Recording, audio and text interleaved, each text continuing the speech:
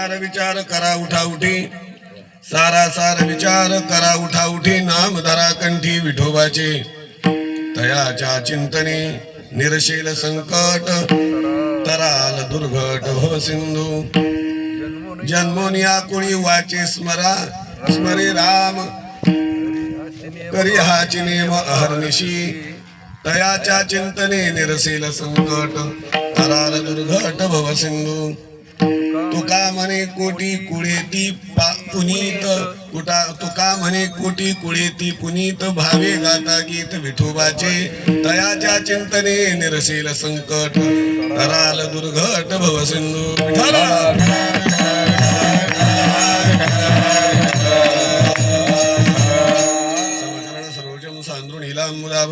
जगननीतपानीं मंडनं मंडनानां तरुण तुलसीमाला कंदरं कंजनेत्रं सदैधवलासं श्री विठ्ठलं चिंतयामि, नमामि सद्गुरुं शान्तं सच्चिदानंद विग्रहं, पूर्ण ब्रह्म परानंदं ईशमानंदी वल्लभं, जयांचे केलिया स्मरण होय सकळ विद्यांचे अधिकरण, तेचे वंदो श्री चरण सद्गुरूंचे ते नमस्कारो निहाता, पुरुषोत्तमस्य अवतार क्षेत्री श्री एकनाथस्य परंपरायां, श्रेष्ठोस्ति स्वामी पूर्णाश्रमस्य श्री लक्ष्मणाख्यं सद्गुरुं नमामि, श्री लक्ष्मणाख्यं सद्गुरुं नमामि, श्री लक्ष्मणाख्यं सद्गुरुं नमामि. सारा सार विचार करा उठा उठी, नाम धरा कंठी विठोबाचे, तयाच्या चिंतने निरशील संकट, तराल दुर्घट भव सिंधू. प्राप्त प्रसंगी प्रस्तुत कीर्तन रूपी सेवेकरता निवडलेला अभंग संत श्रेष्ठ जगद्गुरु श्री तुकोबरा यांचा असून, जगद्गुरु तुकाराम महाराज या अभंगाच्या द्वारे तुम्हाला आम्हाला उपदेश करतात. विठाला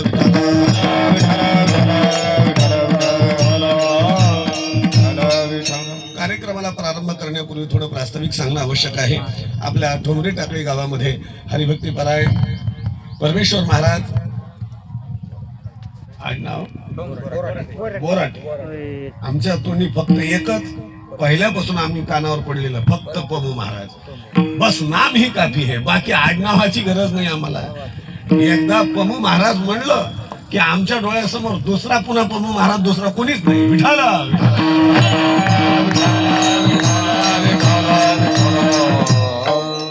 कारण असं दादांच्या चरणावर श्रद्धा ठेवणारा आणि अशा पद्धतीनं म्हणजे रोखठोक बोलून भक्ती करणारा असा पुन्हा दुसरा कोणी आपल्या सानिध्यात, आमच्या फडात, आमच्या दादांच्या परंपरेत असा दुसरा कोणी व्यक्ती नाही. ही वस्तुस्थिती म्हणजे मला चांगली आठवण आहे.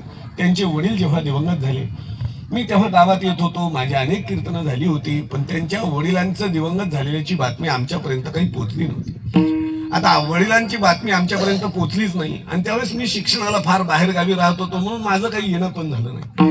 गुरुवर्य भाऊंच्या मागे काही कार्यक्रमाची व्यस्तता, त्यावेळेस त्यांनाही येता आलं नाही आणि बाकी कोणीच त्यांच्या भेटीसाठी येऊ शकलं नव्हतं. काय पुढचं नियोजन झालं मला माहित नाही, परंतु हक्कानं भांडणारा व्यक्ती आणि प्रेम अबाधित ठेवणारा व्यक्ती, एखाद्यानं मनामध्ये राग ठेवला असता आणि त्या आपल्या जे कोणी आपली श्रद्धा ज्यांच्यावर आहे ते आपल्याला भेटायला वा बोलायला आले नाही, आपल्या दुःखामध्ये सामील व्हायला आले नाही, म्हणून दुःख धरलं असतं, वाईट वाटून घेतलं असतं किंवा मनामध्ये ठेवलं असतं, परंतु त्यांच्या मनात कुठलंही शल्य नाही. आल्यानंतर सगळ्या ए टू झेड महाराज लोकांना भांडले, माझ्या सगळं एक सोडला नाही, सगळ्याला भांडले आणि सगळ्याला भांडून सगळं झाल्यानंतर एक म्हणले की शेवटी मला भांडायचा अधिकार दुसऱ्याला कोणाला नाही, मी भांडू तर कोणाला भांडू, लेकरांना भांडावं तर महिलाच भांडावं. विठाला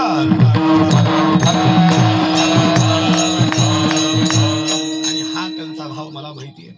माझ्या बालपणी मला पमू महाराज म्हणजे एकच माहिती, तो असा की सोयीरपणामध्ये दादानं सांगितलं की हे सोयीरपण इथं झालं पाहिजे आणि सगळ्याच्या विरोधात जाऊन दादाने सांगितलंय ना ही मुलगी केली पाहिजे तर ती मुलगी मी करणार, हा भाव ज्या माणसानं धरला आणि दादांच्या शब्दावर विश्वास ठेवून वा दादांच्या शब्दाला मान देऊन ज्यानं विवाहासाठी सगळ्यांचा विरोध पत्करायची तयारी ठेवली, पण मी त्याच मुलीशी कोणालाच माहित नाही, फक्त दोघा तिघालाच माहिती मी कधी भेटेल आलो.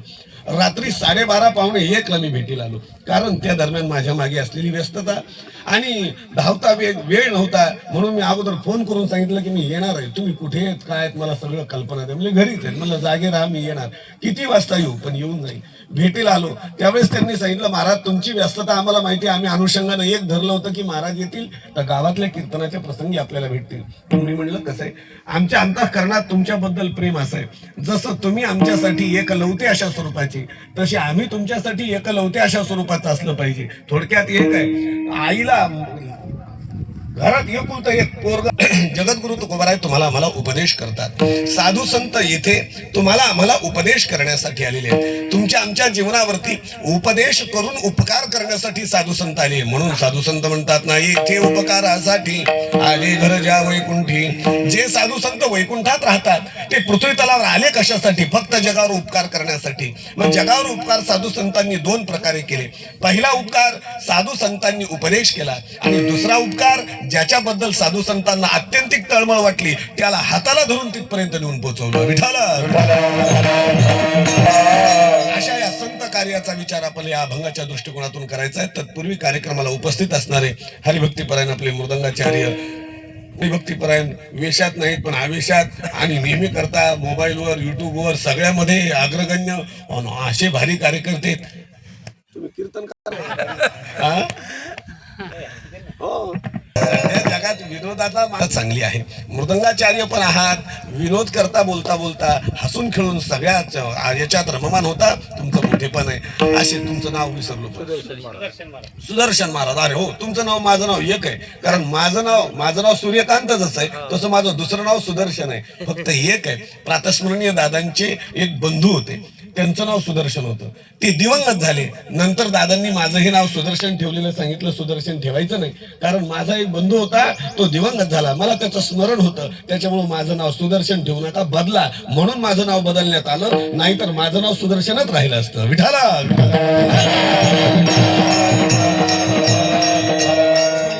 रामदास महाराज आहेत, नाना आहेत, ज्यांच्या गायनाच्या बाबतीत आम्हालाही प्रेम आहे. त्या दिवशी पोरग तेवढं दुखत होतं तरी आलं फक्त तुमचं ऐकण्यासाठी प्रमाण. उद्धव महाराज, बाकी मग अण्णा आहेत, बाकी सगळे गावकरी त्यांचे नाव माझ्या जमेल तसे कीर्तन सेवा भगवंताच्या चरणी समर्पित करतो.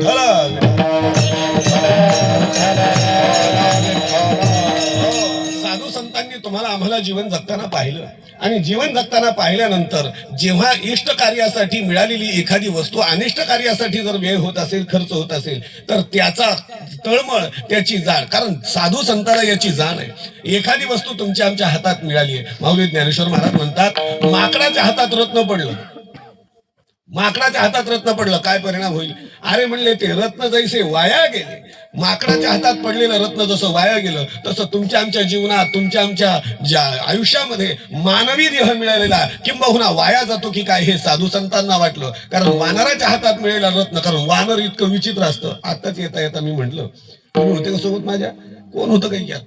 आता मी एका ठिकाणून गावामधून जात होतो, माझ्यासोबत कोणीतरी बसलेलं होतं. मी म्हणलं, वानरात आणि नारात या दोघात काही गोष्टी साम्य. कोणत्या? हे दोघं निवांत बसत नाहीत. वानर असो नाही तर नर असो, नर आणि वानर हे दोघंही निवांत कधी बसणार नाहीत. वानर जवळ बसले की एकमेकाच्या वा काढतील. वानर एकमेकाच्या जवळ बसले की वा काढतील आणि माणसं एकमेकाच्या जवळ बसले की उचापती काढतील. विठाला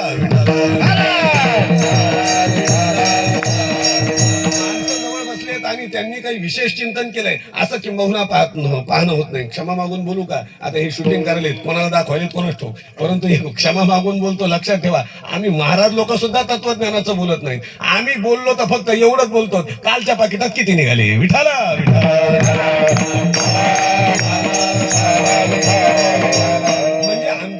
आमच्या हातामध्ये उत्तम असा हिरा सापडला. आपल्या साठेभोवनी फार सुंदर प्रमाण सापडला हिरा, त्याचा का केला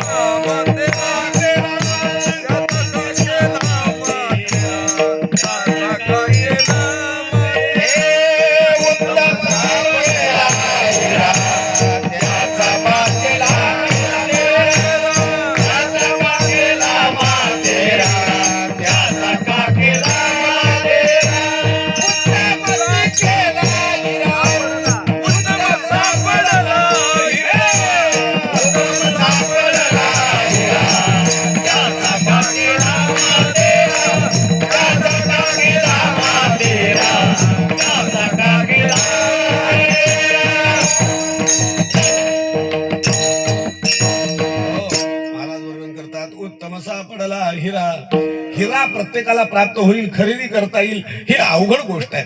परंतु सापडला म्हणजे काय, अगोदर तो आपल्या स्वाधीन नाही, तो कुणाच्याही स्वाधीन नाही, मग मात्र आपल्याला तो प्राप्त झाला. कुणाचाही अधिकार नाही. रस्त्यावर पडलेला आपल्याला हिरा जसा सापडल्यानंतर आपण स्वतःला भाग्यवान मानू ना, तसं लक्षात ठेवा आपण खरे भाग्यवान आहेत की आम्ही मानवी देहाला आलो.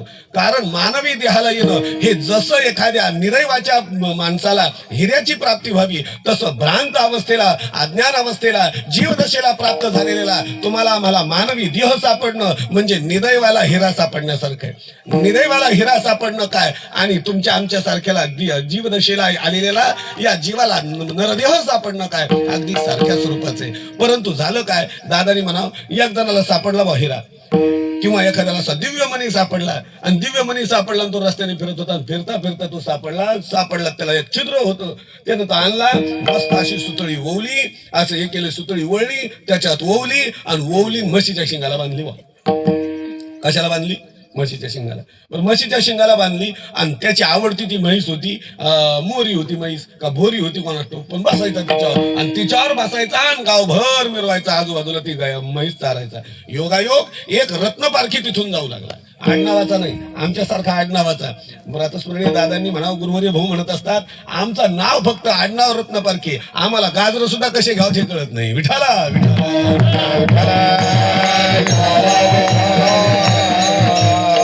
काही कळत नाही आम्हाला, पण रत्नपारखी, खरा रत्नपारखी होता. त्यानं पाहिल्या बरोबर लक्षात आलं, म्हणलं वा, खऱ्या अर्थानं खरंच काय भाग्यवान माणूस आहे. अरे याला प्राप्त हिरा, आणि या हिऱ्याची किंमत पृथ्वीचं मोल एकीकडे व्हावं, पूर्ण पृथ्वीचं मोल एकीकडं, आणि याच्याजवळ याच्या म्हशीच्या शेंगात यानं बांधलेल्या मण्याचं किंवा हिऱ्याचं मोल एकीकडे व्हावं, एवढा दिव्य त्याला प्राप्त झाला. मग तो हुशार होता, त्या हुशारीने त्याने काय केलं, त्याच्या मागोवा काढत त्याच्या घरी गेला, आणि घरी गेल्यानंतर त्याला तो बोलू लागला. तो म्हणला, आपल्याला काय माहित नाही बा, तुम्हाला काय बोलायचं असेल ते आमच्या घरच्याला बोला. बरेच असे भोळे माणसं आहेत बरं का, ते काही कामं करीत नाही, सगळं गोळा करून आणून ठेवून देतात, आणि माता मावल्या हुशार आहेत म्हणून बऱ्याच जणांचे प्रपंच चालू आहेत, नाही तर काही खरं राहिलं नसतं. लक्षात ठेवा, बऱ्याच ठिकाणी अशा माता मावल्या हुशार आहेत. त्या बाईनं विचारलं, काय मिळेल तुमचा, तुम्ही तर तुमचं दुकान तिकडे मांडत असता, सोन्या चांदीचा व्यवहार करताना आमच्या गरीबाच्या दारात कसे काय आलात? ते म्हणजे काही नाही, ती म्हशीच्या शिंगाची बांधलेला जे मणी का नाही, तो मणी मला पाहिजे होता. तुम्हाला लागलं तर 10 रुपये देतो मी, लागलं तर 10 रुपये देतो मी, लागलं तर 10 रुपये देतो, आणि त्या शिंगातला मणी मला द्या.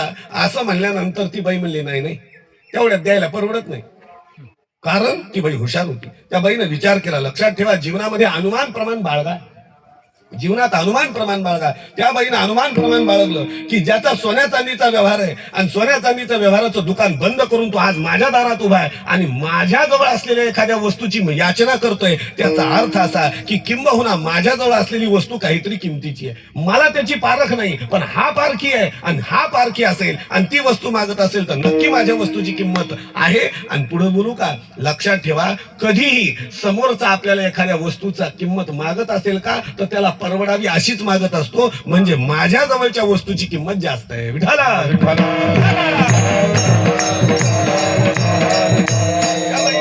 ती बाई म्हणली, नाही नाही, आम्हाला द्यायचं नाही, इतक्यात परवडत नाही. मग परवडत नाही म्हणल्यावर याच्या लक्षात आलं, ही परवडत नाही असं म्हणते म्हणजे हिला विकायची इच्छा आहे. पहा, प्रत्येक ठिकाणी बारकाव्यानं विचार येतात की ही परवडत नाही. उदाहरणार्थ, एखादा विकायचीच नाही म्हणला, मग वेगळी गोष्ट आहे, अर्थात त्याला गरज नाही, पण परवडत नाही म्हणजे याला लक्षात आलं, हिला विकायची आहे, हिला विकायची आहे, पण परवडत नाही म्हणजे हिला 10 रुपये कमी वाटतात. तो म्हणला, बा 100 रुपये देतो, 100 रुपये देतो म्हणल्यावर ती बाई म्हणजे आता तर परवडतच नाही. आता कसं काय परवडणार नाही? 10 रुपयात परवडत नाही ठीक आहे, पण 100 रुपयात परवडत नाही. मी 10 रुपये केव्हाची म्हणायलो, जेव्हा 8 रुपयात परतून पंढरपूर होत होतं. विठाला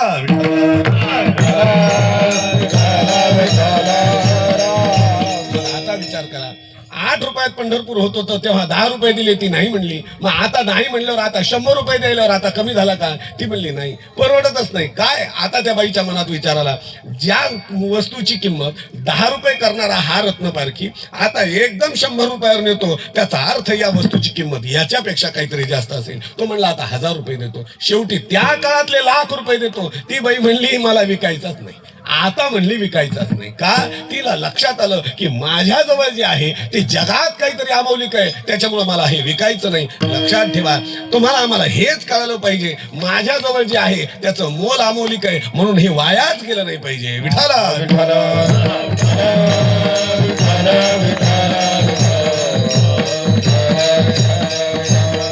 म्हणून हे वाया जाऊ नये, म्हणून साधू संत म्हणतात उत्तम सापडला हिरा. तुम्हाला आम्हाला या वस्तूची जाणीव करून दिली पाहिजे. मग दादांनी म्हणावं, त्या बाईनं तो हिरा घेतला किंवा ते मणी घेतला आणि मणी घेऊन बाजारात गेली, मोठ्या सोनाराकडे गेली आणि त्या सोनाराला दाखवली, म्हणली दादा आम्हाला काय विकायचा नाही, पण आमच्या म्हाताऱ्याच्या, आपल्या जुनी बोलण्याची भाषा, आमच्या म्हाताऱ्याची पेटी काढली होती आणि त्या म्हाताऱ्याच्या पेटीत हे निघाला, फक्त याची काय किंमत होईल एवढं पाहायचंय, आम्हाला विकायचा नाही, आम्हाला विकायचं नाही, फक्त किंमत पाहायची काय होईल. मग त्यानं ते पाहिला आणि त्याचं खरं मोल सांगितलं. म्हणले बाई या पृथ्वीला एकीकडे विकायचं, पूर्ण पृथ्वी एकीकडे विकायची आणि या हिऱ्याची किंमत एकीकडे करायची किंवा या मण्याची किंमत एकीकडे करायची.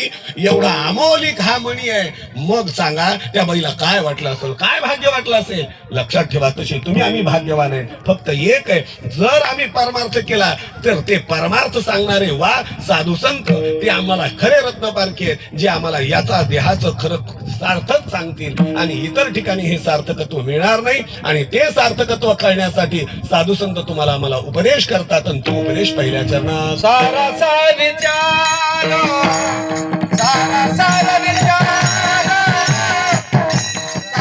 सारा विचार करा मुलावती. सारा विचार, सारा विचार, सारा विचार करा मुलावती. घराचा विचार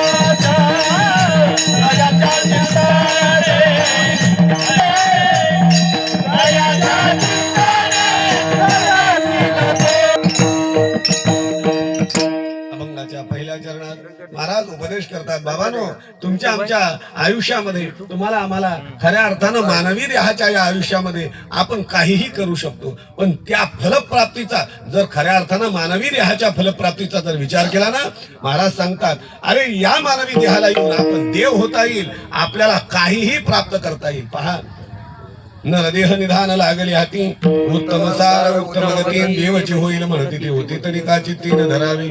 आम्ही काही होऊ शकतो किंवा आयुष्याचे साधने सच्चिदानंद पदवी घेणे, आम्ही ते काही करू शकतो, पण हे केव्हा करू शकतो, जेव्हा आम्हाला विचार प्राप्त होईल.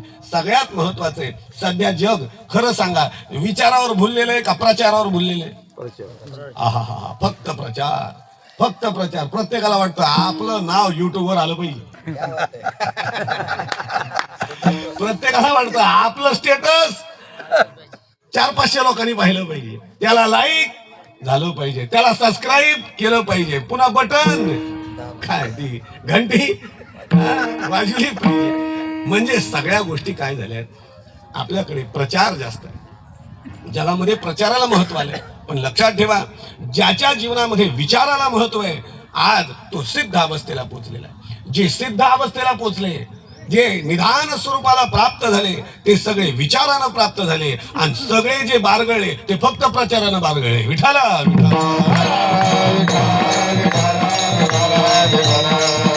विचाराच्याही बाबतीत कसं आहे माहितीये का, विचारही सार्थक आणि निरर्थक अशा दोन प्रकारचे असतात. मग सार्थक विचार असला पाहिजे का निरर्थक विचार असला पाहिजे? दादाने विनोदानं सांगावं. एका माणसानं असं समोरून म्हशी चालत यावं आणि एका माणसानं असं त्या म्हशी आल्या की जाताना येताना त्या म्हशीकडे पाहत बसावं. नुसतं जाताना येताना म्हशीकडे पाहत बसावं. का पाहत बसावं? एका प्रत्येक म्हशीचे शिंगाचे प्रकार काही वेगळे वेगळे असतात.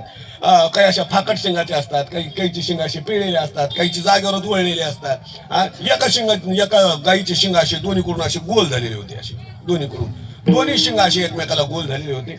आणि या रोज त्या गोल शिंगाच्या म्हशीकडे ते शिंगाकडे पाहत जावं. ती म्हैस आली की तिच्याकडे पाहत जावं, जाताना पाहत जावं. आणि एक दिवस त्याला काय वाटलं कोणास ठाऊक, अशी उडी हल्ली की ते त्या शिंगामध्ये फसला बा. आता अगोदरच म्हैस आणि त्याच्यामध्ये तो शिंगात फसला.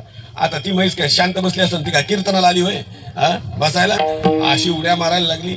मग काय वेगवेगळ्या पद्धतीने उड्या मारायला लागली. परेशान झाला, याचं कंबरड मोडायची वेळ आली. कसं बसं लोकांना धरलं आणि त्याला असं थोडं कसं बसं करून बाहेर काढलं. बरं, बाहेर काढल्यानंतर लोक म्हणले, का हो तुम्हाला काही अक्कल आहे का, कळतं का तुम्हाला, काही विचार करायचा ना? तो म्हणला, मी मागच्या 6 महिन्याने विचार केला. म्हणले, काय विचार केला? मला उडी हल्ला तर या शिंगातून बाहेर. दादांनी म्हणावं, या विचाराला काही अर्थ आहे का? याला निरर्थक विचार म्हणावं. म्हणजे जगामध्ये आम्ही अनेक वेळेस निरर्थक विचार करतो. बरं, काही विध्वंसक विचार आहेत.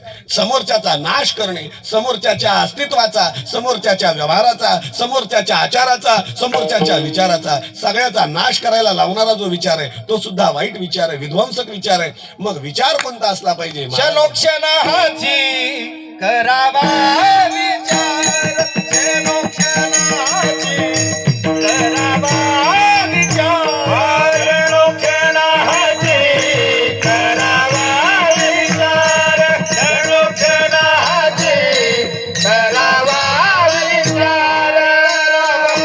या पार भवाची दुसरा या पार भवाची नाशिवंत देव जाणार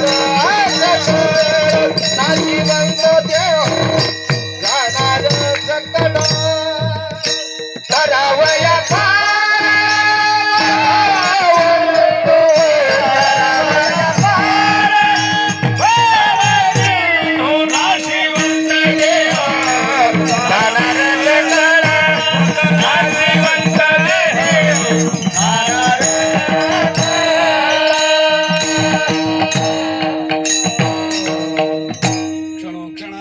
करावा विचार तरावया पार भवसिंधून. याच विचाराला महाराज म्हणतात, हा विचार जो आहे ना तो खऱ्या अर्थानं सारासार विचार आहे. म्हणून महाराज म्हणतात, सारासार विचार करा उठा उठी तुम्ही. आम्ही सार आणि असार विचार म्हणजे सारासार याच्यामध्ये संधी विग्रह होतो बरं का. व्याकरणानुसार संधी विग्रह कोणता, तर त्याला स्वर संधी म्हणतात. सार, र मध्ये अ आहे, र मध्ये शेवटी काय आलं, अ आलं. आणि पुढे असार, त्यामधलं अ आलं.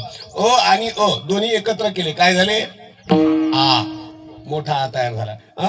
अर्थात आ म्हणजे 2 अ आहेत, त्याला आ म्हणतात. म्हणून ह्रस्व दीर्घाचं ज्ञान आम्हाला शिकवत असताना आमच्या गुरुवर्यांनी सांगितलं, लक्षात ठेवा, 2 अ म्हणायला जेवढा वेळ लागतो ना तेवढा 1 आ म्हणायला लागला पाहिजे. विठाला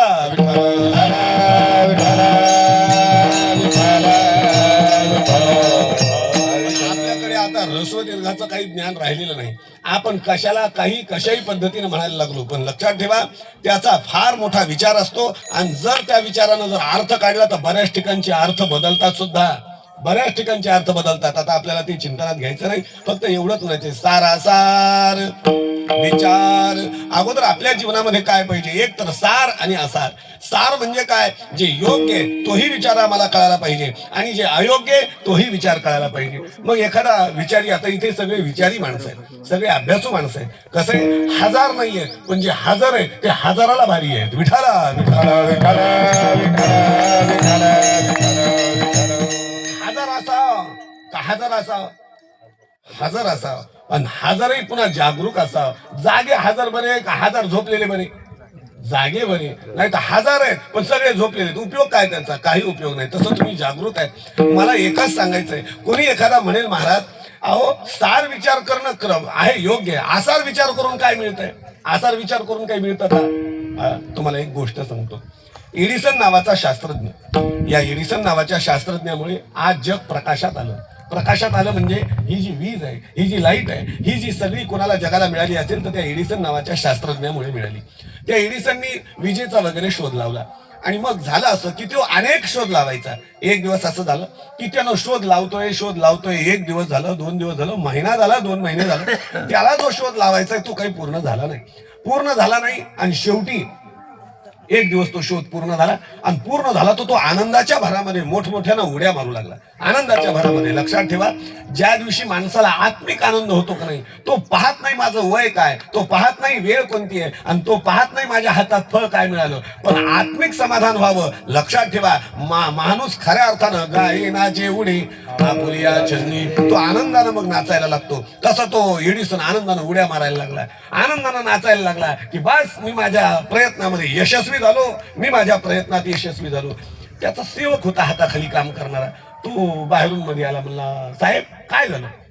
म्हणले काही नाही, तुला काय सांगावं म्हणले, 1000 वेळेस प्रयोग केला, 1000 वेळेस मी 1000 वेळेस प्रयोग केला, तर त्या 1000 वेळेस चुकलो आणि 1001 वेळेस जो नंतरचा प्रयोग केला आणि त्याच्यानं मी यशस्वी झालो, फार खुश झालो.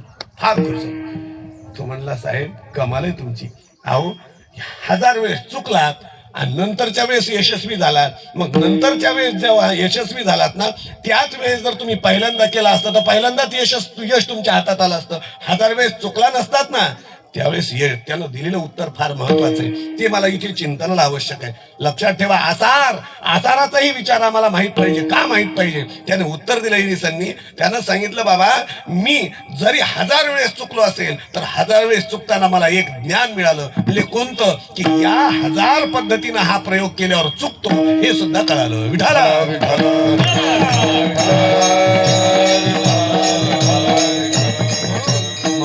जीवनामध्ये लक्षात ठेवा, जर आम्ही चुकत असो तरी देखील आम्हाला त्याच्यातून काहीतरी ज्ञान प्राप्त होत असतं. अर्थात आसारताही माहीत पाहिजे आणि सारताही माहीत पाहिजे. मग सार नेमकं काय?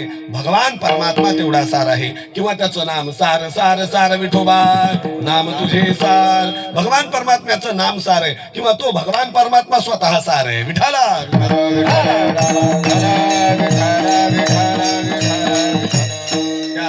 नाथ महाराजांच्या परंपरेमध्ये आपण आत्ताच चिंतनात घेतलं होतं की नाथ महाराजांच्या परंपरेमध्ये आलं पहा की आदि नारायण साराचे ते सार आणि केला उपकार ब्रह्मदेवा. शांती ब्रह्मनाथांची परंपरा सांगत असताना या अभंगाला विशेष महत्व आहे.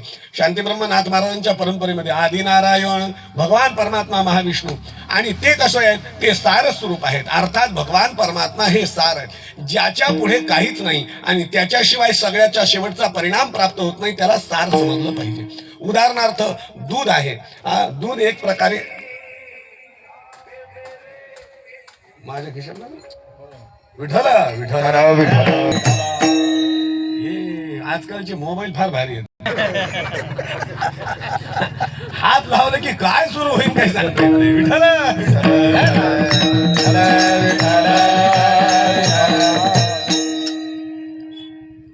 काय सांगत होतो?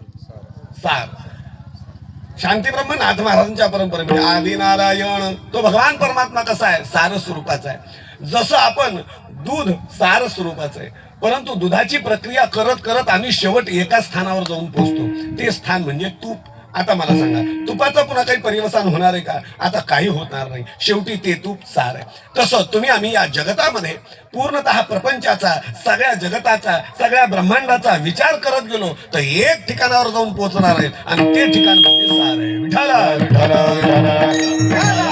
त्या ठिकाणाच्या दृष्टिकोनातून महाराज सांगतात तो भगवान परमात्मा सार आहे. मग या प्रपंचामध्ये, या संसारामध्ये, या लोकांमध्ये सार स्वरूपानं कोण आहे? तर म्हणले सार स्वरूपानं तो फक्त आणि फक्त भगवान परमात्मा आणि आसार स्वरूपाने सगळा प्रपंच आहे. आणि म्हणून तर प्रपंचाचा त्याग आणि परमात्म्याचा स्वीकार हा तुमच्या आमच्यासारख्या जीवदशेला करावा. म्हणून साधू संत म्हणतात, देवा बाबानो तुम्ही सार काय नासार काय याचा विचार करा आणि ते विचार करून काय करा? नामधरा कंठी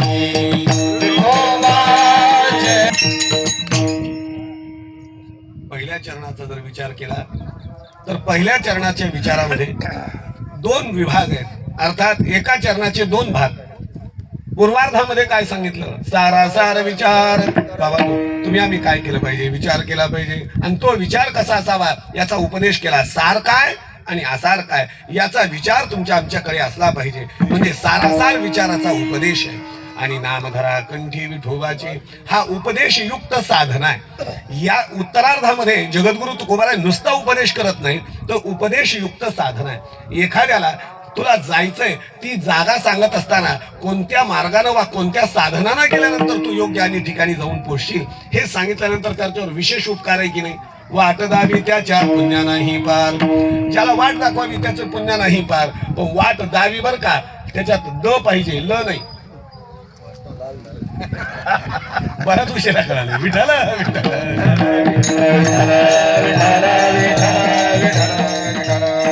वाट दावी त्याच्या पुण्या नाही पार, वाट दाखवली पाहिजे, त्याच्या पुण्याला पार नाही.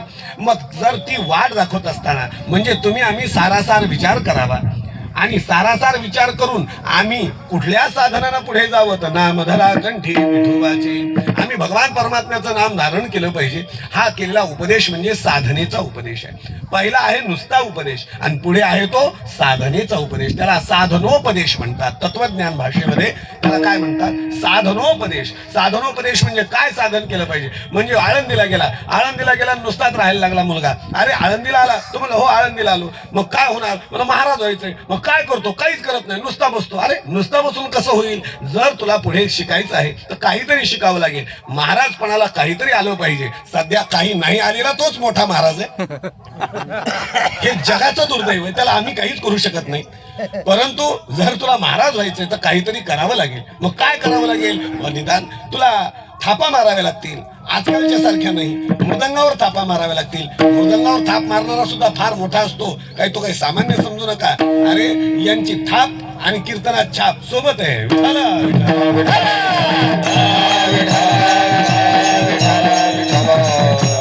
नसेल तुला गाता येत, नसेल तुला वाजवता येत, गायक हो. गायनाचं ज्ञान घे. नसेल स्मृती चांगली असेल, बोलण्याची शैली असेल, कीर्तनकार हो.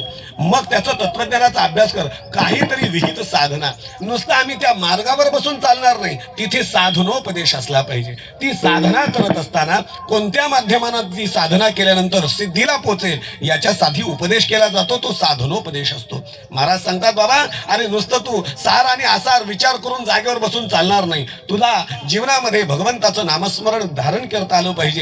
आणि ते नामस्मरण तू काय केलं पाहिजे? नामधरा कंठी विठोबाचे. तुम्ही भगवंताचं नाम कंठामध्ये धारण करा. म्हणून तर लक्षात घ्या, काल्याच्या चिंतनामध्ये सुद्धा आम्ही चिंतन करतो ना, कंठी धरिला कृष्णमणी. भगवान परमात्म्याचं नाम आणि कंठात धारण केलं पाहिजे. तसं इथे वर्णन आहे, नामधरा कंठी विठोबाचे. म्हणजे ठीक आहे, हा साधनोपदेश आहे, आम्ही साधना करू, पण याचा परिणाम काय? महाराज दुसऱ्या चरणात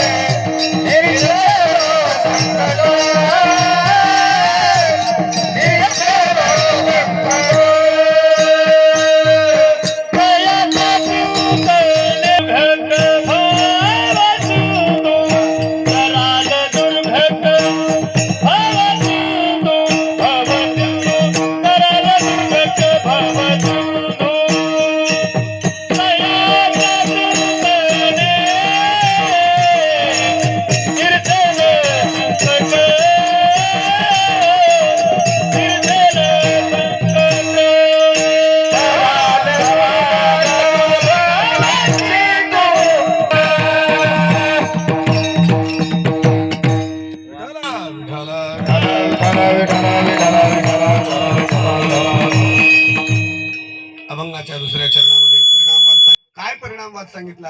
परिणाम हा सांगितला. अर्थात आपलं जीवन वा आपलं कार्य हे परिणामयुक्त असलं पाहिजे. परिणामाशिवाय जगात काहीच नाही. शेती आहे, पेरणी केली, या पेरणीचा काय परिणाम आहे?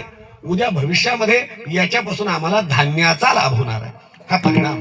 मग आम्ही परमार्थ करतो, परमार्थाचा काय लाभ? तर त्याचा आम्हाला परिणाम कळायला पाहिजे. अर्थात तो परिणाम जगद्गुरु तुकोबारायांनी सांगितलं. अगोदर जागृती दिली, अगोदर तुम्ही सार आसार विचार करा, हा उपदेश. उपदेश दिल्यानंतर साधनोपदेश दिला. साधनोपदेश देत असताना सांगितलं नामधरा कंठी विठोबाची नेहमी आम्ही भगवंताचं नाव आपल्या कंठामध्ये धारण केलं पाहिजे. ठीक आहे, आम्ही नामधारक झालो. नाम कंठात धारण केल्यानंतर आमच्याकडे अवस्था येईल ती कोणती येईल? कंठी प्रेमदाते नयनी रमाते, कंठी प्रेमदाते नयनी रमाते, कंठी प्रेमदाते नयनी रमाते, कंठी प्रेमदाते नयनी रमाते, हृदयी प्रगटे रामरूप, हृदयी प्रगटे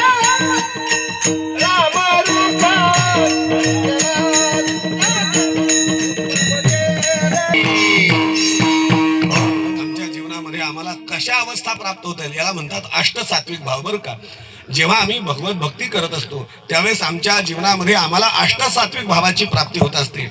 कंठी प्रेमदाते नयनी नीर लोटे. जेव्हा एखादा महात्मा, जेव्हा एखादा कथाकार, जेव्हा एखादा वक्ता एखादी कथा सांगत असेल तर आमच्या डोळ्यातून अश्रुधारा यायला लागतात, आमच्या कंठामध्ये सद्गतता दाटून यायला लागते, डोळ्यातून पाणी टपटप टपटप टपटप गळायला लागतं. का? त्याचं कारण आहे ती कथा आमच्या अंतःकरणात ठसू लागते. पण ती कथा ठसलेलीच आम्ही रडलो पाहिजे. नाही तर महाराजाला वाटतं लोकाला पटायला लागलंय आमचं बोलणं, आणि पटणारा जो त्याच्याकडे पाहून रडणार आहे तो महाराजाची कथा उपटत होती म्हणून रडत नव्हता. एका ठिकाणी गंमत अशी झाली, एकाच काय हरवलं? हा, बोकड्या हरवला. बोकड्या ही कथा साधू संतांनी लिहिलेली, हे आमचं नाही. त्याचा बोकड्या हरवला. तो होता धनगर यातीतला माणूस. त्याचा बोकड्या हरवला. चालून चालून फिरून थकला आणि कुठं बसावं म्हणून सगळे लोक बसले. जाऊ द्या बा, आता सावलीला इथं बसावं म्हणून बसला. भागवतकारानं कथाकारानं जी काही कथा अळवून सांगायला सुरुवात केली त्यानं इकडं मान पिळाव की त्याच्याकडे पाहू येणं रडाव, त्यानं वरची वर वेगवेगळ्या पद्धतीनं बोलाव की त्यानं सारखं त्याच्याकडे पाहून रडाव. आणि त्यानं रडायला पाहिलं की या महाराजाला वाटावं बास गाड्या आपलं कीर्तन आपली कथा याला पक्की पटायला लागली. त्यानं वरची वर त्याच्याकडे पाहू सांगाव की वरची वर त्यानं डोळे पुसाव. सगळी कथा झाल्यानंतर तो म्हणला आजपर्यंत तुमच्यासारखा श्रोता पाहिला नाही. तो म्हणला महाराज आजपर्यंत अनेक महाराज पाहिले पण तुमच्यासारखा महाराज नाही. बाप्पा बाप्पा बाप्पा काय सुंदर कथा सांगता तुम्ही. ते म्हणले मग तुम्हाला कथा कळाली का? ते म्हणले कथेबद्दल नाही, माझी व्यथा मला तुमच्याकडे पाहिल्यावर कळत होती आणि त्या व्यथेमुळे मला तुमचं पटत होतं. म्हणले कसं काय? ते म्हणले माझा बोकड्या हरवला. तुम्ही जे गायन करत होतात ना मला पक्क आठवतंय. जसं तुम्ही आलापताना घेत असाल वेगवेगळ्या पद्धतीनं गात असाल नेमका माझा बोकड्या तसाच म्या ब्या करून ओरडत होता आणि ते पाहू पाहू मला तुमची आठवण येत होती. विठाला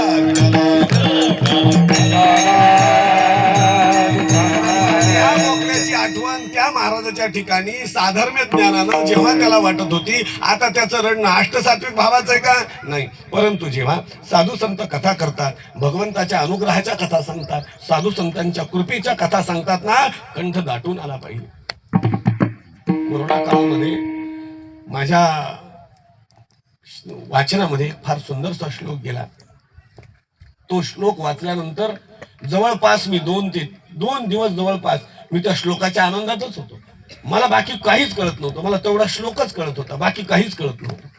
माझं त्यानंतर कोरोना काळ होता पण कीर्तन कारळ्याला होतं आणि योग माझा मी किंबहुना असा एकमेव महाराज असेल एवढं वाक्य कट करून मग टाका बरं का. कारळ्याला कीर्तन होतं.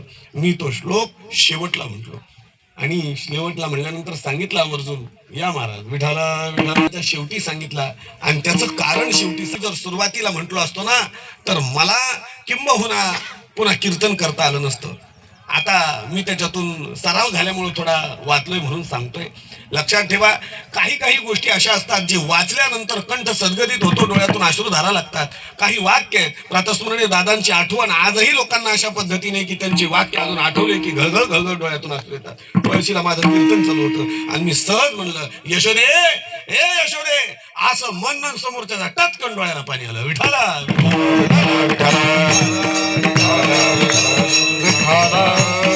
कारण आहे आम्हाला आमच्या अंतःकरणामध्ये श्रद्धेने आम्ही काही गोष्टी श्रवण केलेल्या आहेत त्याच्या बरोबर डोळ्यामध्ये आमच्या समोर चित्र उभा राहतं. कंठी प्रेमदाते तसा तो श्लोक होता. न तपोभिर्न वेदैश्च न तपोभिर्न वेदैश्च न ज्ञानी नापि कर्मणा. तपानं देव प्राप्त होईल सांगता येत नाही, कर्मानं देऊन प्राप्त होईल सांगता येत नाही. म्हणले हरिर्हि प्राप्यते भक्त्या, भगवान परमात्मा फक्त भक्तीनं प्राप्त होतो. म्हणले कशावरून? प्रमाणम तत्र गोपिका, फक्त गोपिका प्रमाण आहेत. त्या गोपिकांनी बाकी काहीच केलं नव्हतं, फक्त भक्ती केली आणि हा बाबा तिथून तिथे गेला होता. विठाला जगामध्ये तत्वज्ञानाच्या भाषेमध्ये प्रमाणाशिवाय बोलता येत नाही. उदाहरणार्थ आता हे 2-3 मृदंग वादक आहेत आणि यांनी दोघा तिघांनी जर सांगितलं की असा असा मुखडा आहे, तर म्हणले ह्या मुखड्याला मुखडा म्हणता येत नाही, हा तुकडा होईल फार तर फार. म्हणले कशावरून तुकडा होईल? म्हणले 4च मात्रात बसायला त्याला मुखडा कसा म्हणता येईल? कमीत कमी 8 तर मात्रा पाहिजेत ना. विठाला म्हणजे याला प्रमाण काहीतरी पाहिजे, त्याला नियमबद्धता काहीतरी पाहिजे, प्रमाणाशिवाय बोलता येत नाही. मग तसं म्हणले भगवान परमात्मा कसा प्राप्त होईल? म्हणले फक्त भक्तीनं प्राप्त होऊ शकतो. म्हणले त्याचं प्रमाण कोण? म्हणले फक्त गोपिका प्रमाण तत्र गोपिका. बाकी कार्याचं चिंतन आता तुम्ही पाहून घ्या, मला काही कार्याचं कीर्तन करत बसायचं नाही. फक्त एक सांगायचं, लक्षात ठेवा, काही वाक्य, काही साधना, काही भक्ती, काही प्रकार, काही दृष्टांत, काही सिद्धांत आमच्या डोळ्यासमोर उभे राहिले ना, मग आमच्या जीवनात अष्टसात्विक भाव निर्माण होतात. आता आमच्या जीवनात अष्टसात्विक भाव निर्माण होत नाहीत, फक्त कष्ट भाव निर्माण होतात. अष्टभाव तर राहिलेच नाही, नुसते कष्ट. काय बा इतक्याला म्हणून आलो, तितक्याला गेलो, गेलं जायला तरी परवडलं का आणि यायला तरी जमलं का? उपयोग काय झाला? घंटा भरा झाला, असं झालं तसं झालं, काय सारखे तेवढ्यातच आपलं चालू. पण लक्षात ठेवा, ज्याच्या भक्ती परिदृढ अशा स्वरूपाची आहे, त्याच्या अंतःकरणात अष्टसात्विक भाव निर्माण झाल्याशिवाय राहत नाहीत. आणि पुढे जाऊन बोलू का, जर आमच्या जीवनात अष्टसात्विक भाव निर्माण झाले नाहीत ना, एवढा परमार्थ करून काही उपयोगाचा नाही. विठाला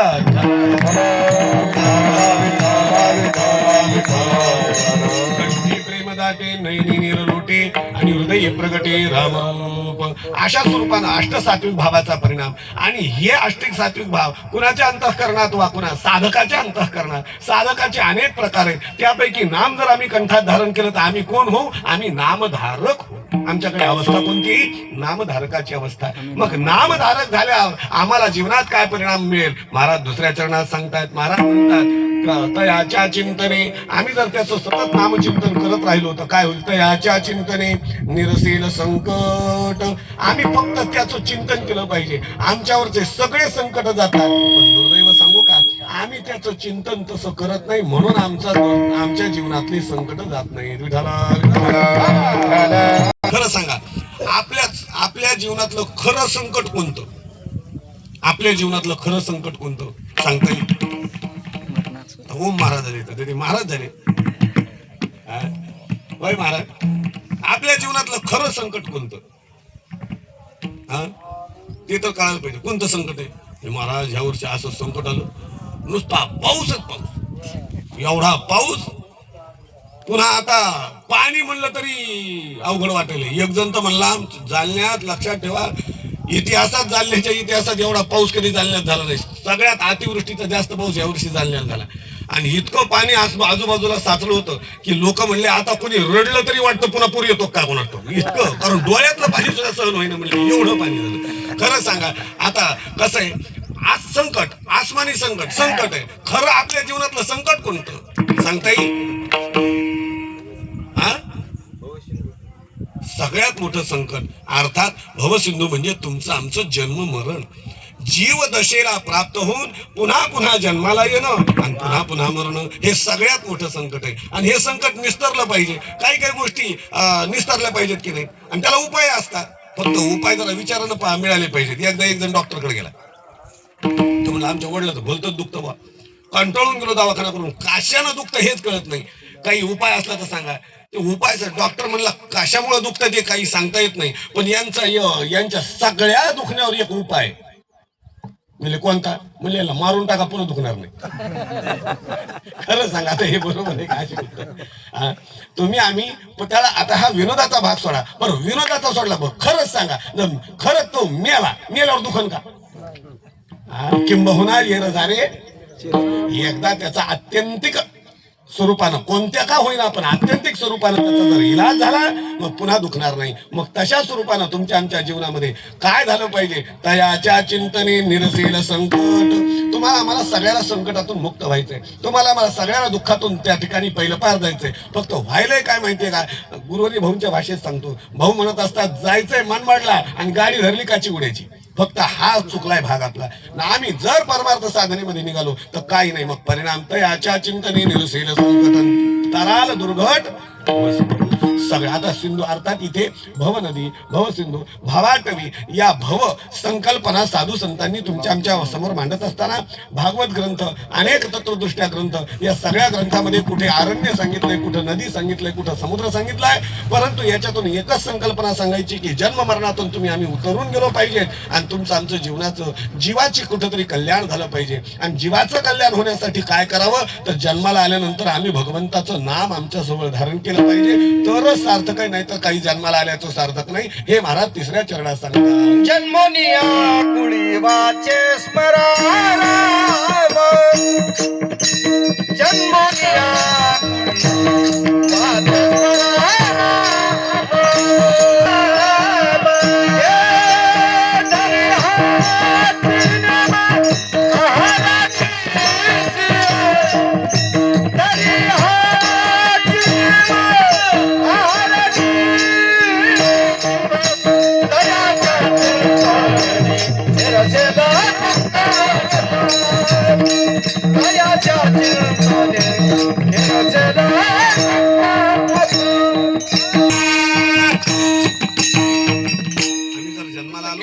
आमच्या मुखानं भगवंताचं नामस्मरण आलं पाहिजे, नाहीतर आम्ही जन्माला आल्याचं काही सार्थक आहे का? साधू संत सांगतात ना, जन्माला आल्याचं काही सार्थक आहे. तुका म्हणे जन्मा आल्याचे सार्थक. जर तुम्हाला आम्हाला जन्माचं सार्थक करून घ्यायचं असेल ना तर आम्ही भगवंताला पाहिलं पाहिजे. तसं इंद्रियाच्या द्वारे प्रत्येक इंद्रियाला सुद्धा साधना दिली आहे.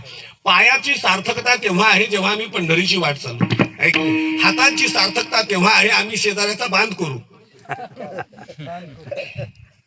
दान करू, आम्ही काहीतरी दान दिलं पाहिजे. लक्षात ठेवा, आमच्या हाताची पावित्रता हस्तौ पवित्रौ यदी, जोपर्यंत आम्ही दान देणार नाही तोपर्यंत आमचे हात पवित्र होणार नाही. पुढे जाऊन सांगू का, क्षमा मागून बोलतो बाबा. लक्षात ठेवा, आम्ही महाराज लोक आम्ही दग्ध आहे.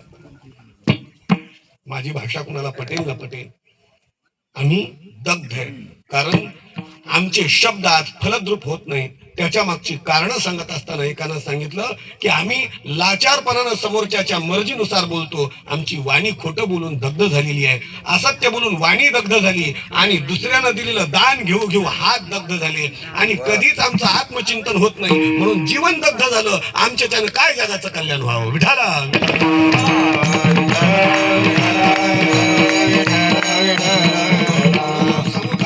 म्हणून पुढे जाऊन सांगतो की जगात बाकीच्यांनी तर दान द्यावंच द्यावं, पण जास्त आम्ही महाराज लोकांना दान द्यावं, जास्त आम्ही महाराज लोकांना दान द्यावं. त्याचं कारण आहे, कारण लक्षात ठेवा, तुम्हाला तत्वज्ञानाच्या भाषेत सांगतो, तुम्ही दशक्रिया इत्यादी इत्यादी क्रिया करता.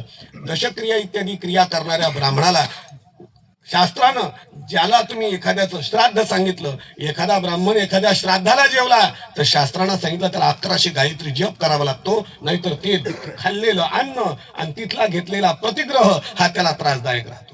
मग मला सांगा, आम्ही तर सगळ्यांची दान घेत बसतोय, आम्ही कशा पद्धतीने जीवन जगतोय? मग त्यामुळे आम्ही काय करावं? घेऊ नये असं माझं मत नाही, परंतु त्यासाठी आम्ही सुद्धा पवित्र अवस्थेला पोहोचलो पाहिजे. म्हणून आम्ही सुद्धा दान धर्माच्या वाटेकडे चाललो पाहिजे. आपण तितक्यातली तितक्यात फुकट पाहतो. विठाला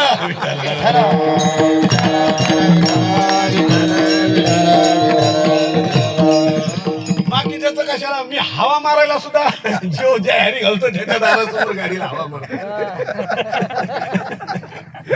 थोडक्यात लक्षात ठेवा, विनोदाचा भाग म्हणजे मी नेहमी म्हणत असतो, ही गादी म्हणजे आपल्या जीवनाचा आरसा समजा, प्रामाणिकपणे समजा. मी जीवनात 99% कधीच खोटं बोलत नाही. प्राणावर संकट आलं तर एखाद्या वेळेस बोलावं लागेल म्हणून 99% बोलतोय.